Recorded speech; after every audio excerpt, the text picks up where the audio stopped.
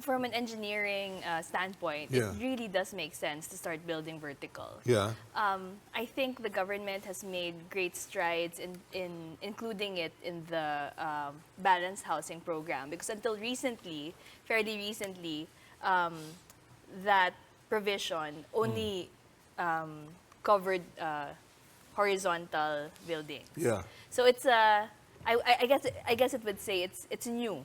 It's new to us from a legal standpoint. It's new to the people who want to be actors in the socialized housing Yeah. space. Now, I think I beg to agree and also disagree Okay, with what Yeah. Nick here has said, and some of the things that I guess we've been reading in news. Okay. Absolutely, in-city relocation has its benefits. But at this stage in Yeah. our country, wherein the housing backlog is what? Depending on what statistic you go with, at least 4 million families. You can't certainly expect that density to be covered by just one city. Or But wait just a key minute, cities. Justin. Okay, Yeah. I love it that you beg to disagree. I love it. Okay, I want that. Okay, but here's the thing. Yeah. You're talking about housing backlog. Yeah. Whose need are we talking about? Because if we're talking about, and sorry, I mean, I'm old school, squatters, Yeah. or how do you call it? Informal settlers. Informal settlers. settlers, okay? I mean, they have a need. And yet, Yeah. when you drive around Metro Manila, the only thing that goes up are condominiums left and right, literally left and right, which, believe it or not, ladies and gentlemen, I can't afford. Yeah. Yeah. Who can afford 8 to 12 million peso, 100 square meter or 55 square meter? It's just so ridiculous. And I'm saying the government's got to change its direction. Yeah. I mean, it really depends. I guess in an ideal world, there would be a need for a habitat. Pricing would be, would be equitable. But I guess it's just really a matter of, focusing your resources, perhaps. Yeah. When we talk about, you asked about which particular market Yeah. are we trying to serve.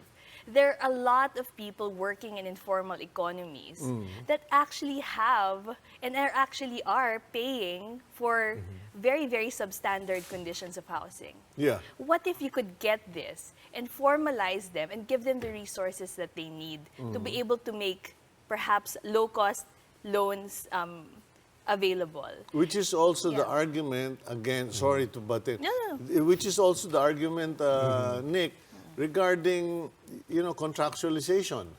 Because a lot of employees can't take out a loan, can't justify getting a housing loan because their employability is only good for 5 to 6 months. Absolutely. So you have the millions who are under contractualization.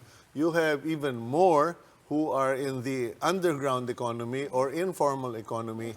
All of whom can't participate. Yeah. That's certainly the case. That's why I think we have to, given the need, Yeah. we have to look at both ways to maximize our space in the cities. People will always flock to cities for a better opportunity. Okay. But the truth is, cities have not been very kind to people in return. The density is very unhealthy. The traffic is making it unlivable. But yet, the opportunities are here.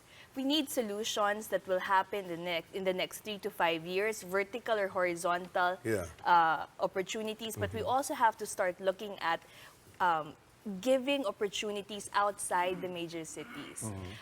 The government has a good program in Clark, but again, these are going to take years before they materialize. The key here is coordination.